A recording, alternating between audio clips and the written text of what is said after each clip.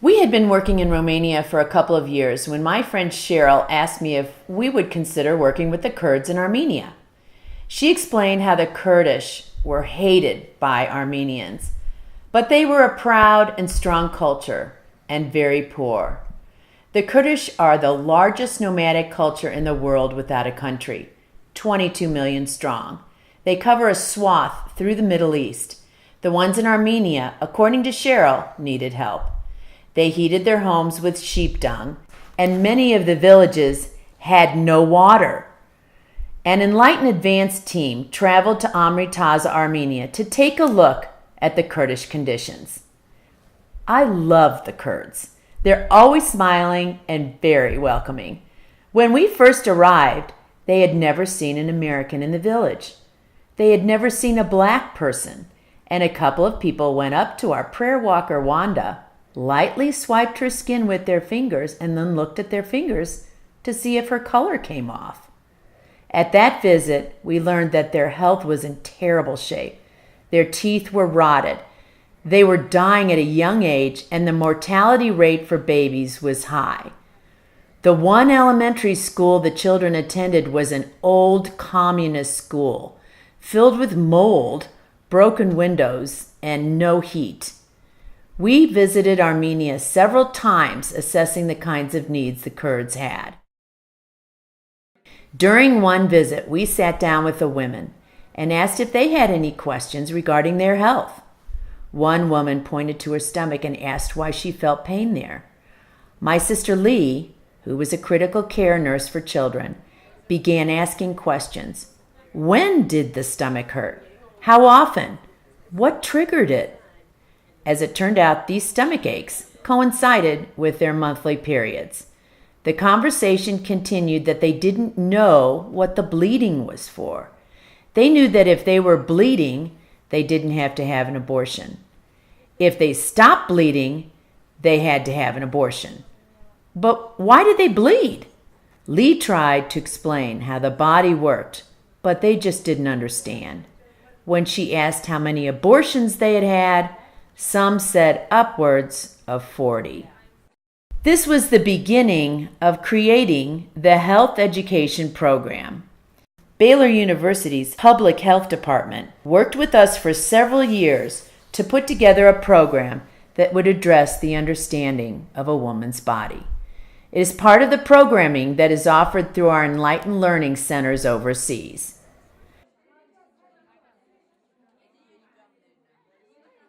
The Kurdish in Armenia are mostly Christian. However, the religion that many Kurds believe in is Yazidism. Yazidis believe in God as a creator of the world, which he has placed under the care of several holy beings or angels, the chief of whom is Melek Tawas, the peacock angel.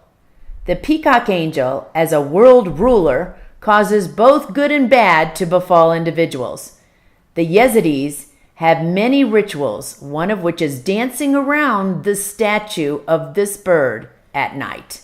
In Amri Taza, where our program is, it was one Christian woman who told Boris, a young, wild and crazy Yazidi man, about the Lord and the saving grace of God.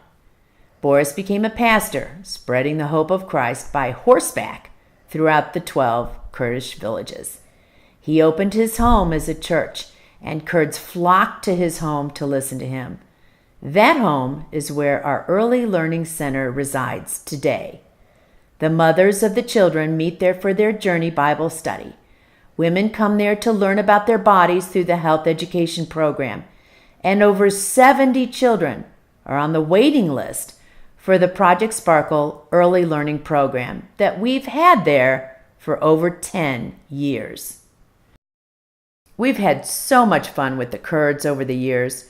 We introduced the Hope Box to them, bringing with us over 50 small boxes, feathers, yarn, scads of ribbon, sequins, buttons, glue, and more. We talked about the beauty of a Hope Box, a special box for Bible verses, prayers, thoughts to God, and they loved it. Sitting together in dozens of small groups, women chatted away while they decorated their boxes. We've danced with them, prayed with them, cried with them. We love each one of them. And life is slowly changing for those in our programs. The children bring prayer back to their families. The women find courage to confront their husbands about having children. They learn the Armenian language, not Kramanji, and they learn about the Lord, that they are wonderfully created, and that they are loved by God, and it gives them hope. That, of course, is our mission. At Enlighten, we encourage and edify women worldwide to make transformational changes in their families, in their communities, and in the world. It's why we take our journey to understand others, become aware of issues women face, and to truly be ambassadors of Christ by stepping out and sharing the hope and the love of the Lord. Praise God.